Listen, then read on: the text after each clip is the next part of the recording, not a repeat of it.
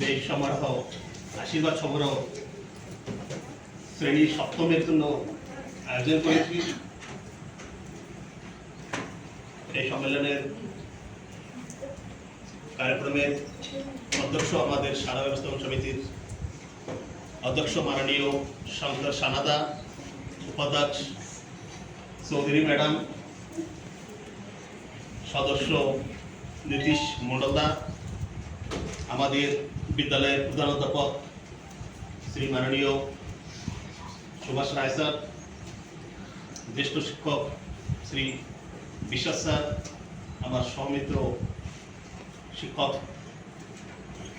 অসীম রায় sir এবং আমার সামনে উপস্থিত সমস্ত বিদ্যার্থীরা। আজ আমরা যেই কার্যক্রম আয়োজন করেছি আশীর্বাদ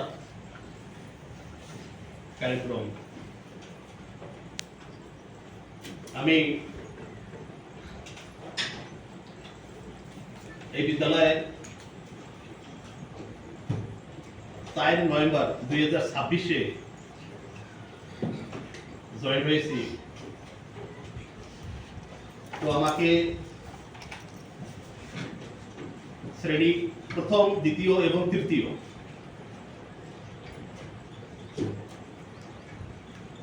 প্রদান করা হয়েছে। তার সাথে সাথে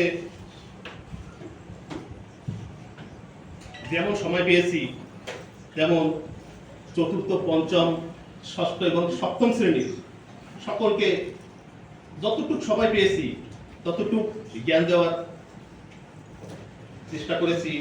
বিশেষ করে আজ আমি উল্লেখ করব সপ্তম শ্রেণীর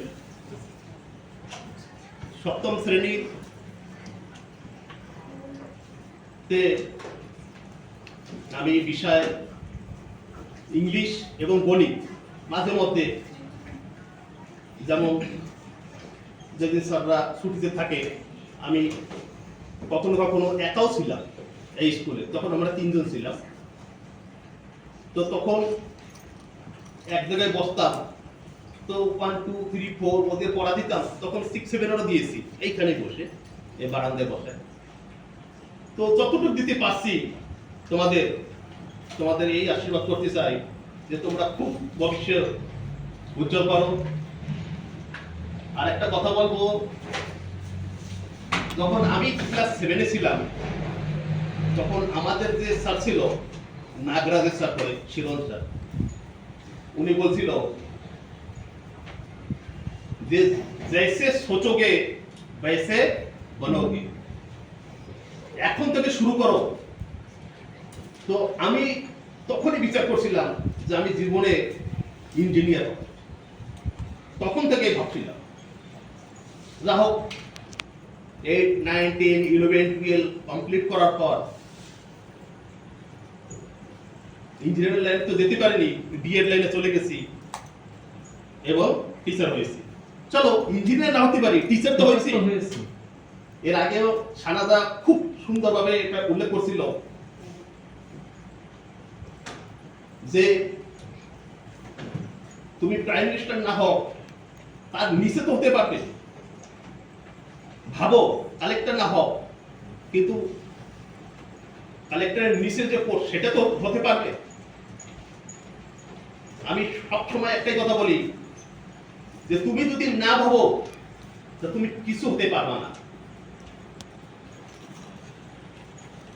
যদি তুমি ভাবো যে আমি জেট প্লেন কিনবো জীবনে, তো ইয়াদ রাখো আজকের তারিখ 29 এপ্রিল 2026, তুমি একটা কার কিনতে পারবে না। আর যদি তুমি কিছু না পাবো তো গরুর গাড়িও তুমি কিনতে পারবে না।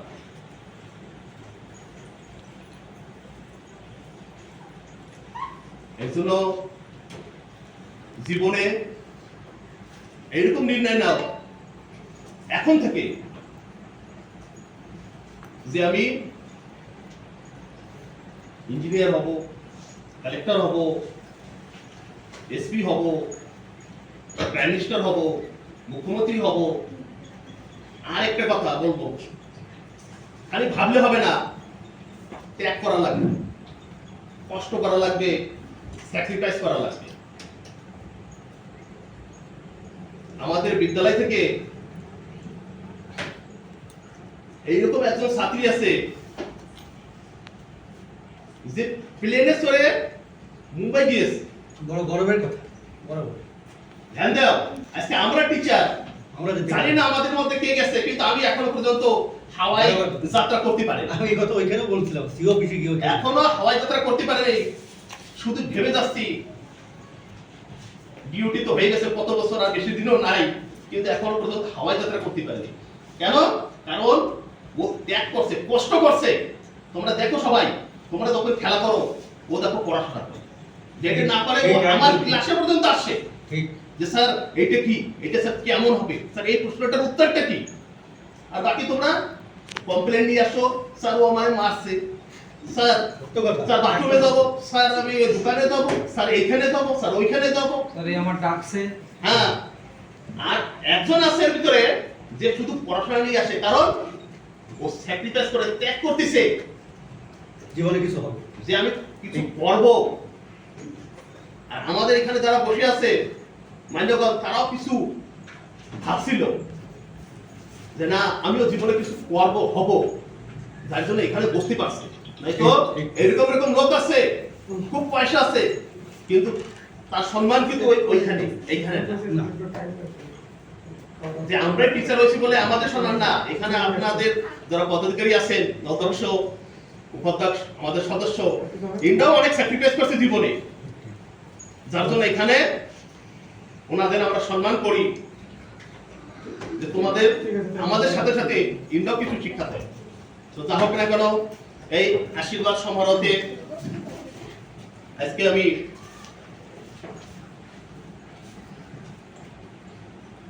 শ্রী মাননীয় আমাদের বিদ্যালয়ের অধ্যক্ষ শ্রী শঙ্কর সানাদা, যিনি আমাদের খুবই উচিত সময় দিয়ে উচিত মার্গদর্শন করছে, যার জন্য আমি ওনাকে অসীম ধন্যবাদ জানাই, আবার ব্যক্ত করি। তদ্রূপ আমাদের সদস্য সাধারণ সমিতির শ্রী মাননীয় নীতিশ মন্ডলদা, উনিও আমাদের খুবই উচিত মার্গদর্শন করছে, তার জন্য ওনাকেও আবার ব্যক্ত করি। আমাদের প্রধান অধ্যাপক শ্রী মাননীয় রায় স্যার, যিনি প্রত্যেকটি শব্দ যদি তোমরা ঠিক করে শুনতে পারো, তো জীবনে পাঠে তোমরা কিছু হতে পারবে। স্যারে খুব স্যাক্রিফাইস করছে জীবনে। এর দ্বিতীয় উদাহরণ আমি নিজে, আমি পড়তে পারিনি, যার জন্য আমি এখনো প্রাইমারি টিচার, আর স্যারে গ্রাজুয়েট টিচার। একসময় আমরা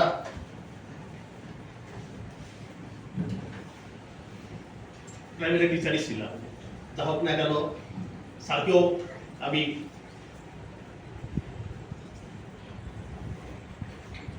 উচিত মার্গদর্শনের জন্য আহ্বান ব্যক্ত করি। তদরূপ আমাদের জ্যেষ্ঠ শিক্ষক শ্রী বিশ্বাস স্যার, যিনি আমাদেরকে খুবই কম সময়ের মধ্যে আমাদের কি করা দরকার জীবনে, পড়াশোনার মহত্ব বুঝে দিয়েছে, তার জন্য আমি ওনাকে আবার ব্যক্ত করি। তদরূপ আমার সহমিত্র শ্রী অসীম রায় স্যার, যিনি দিন রাত তোমাদের জন্য কিভাবে তোমাদের ভালোভাবে জীবন উজ্জ্বল হবে সবসময় তোমাদের নিয়ে চিন্তা করে।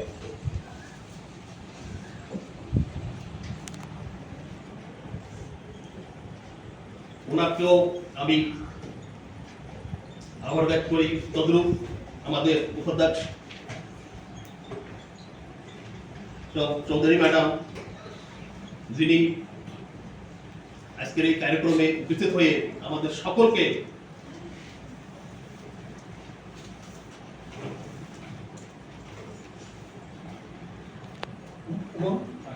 আশীর্বাদ দিয়েছে, তার জন্য আমি ওনাকে আবার ব্যক্ত করি।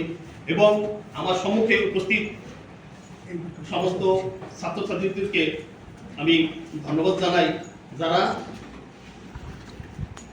চুপচাপ বসে আমাদের সকলদের অফিসে কবে বাবা আশীর্বাদ তোমরা নিয়েছো এবং ক্লাস 7 এর সকল ছাত্রছাত্রীদেরকে আমাদের বিদ্যালয়ের থ্রুতে এবং স্কুল কমিটির থ্রুতে তোমাদের ভবিষ্যৎ উজ্জ্বল কামনা করি। বেস্ট অফ লাক, তোমরা ভালো পড়াশোনা করো এবং আমরা তো জানতে পারি যে আমাদের এই বিদ্যালয় থেকে পড়াশোনা করে তোমরা যে স্কুল গিয়েছো সেখানেও ভালো পড়াশোনা করতেছো, একটু কি আশীর্বাদ করো।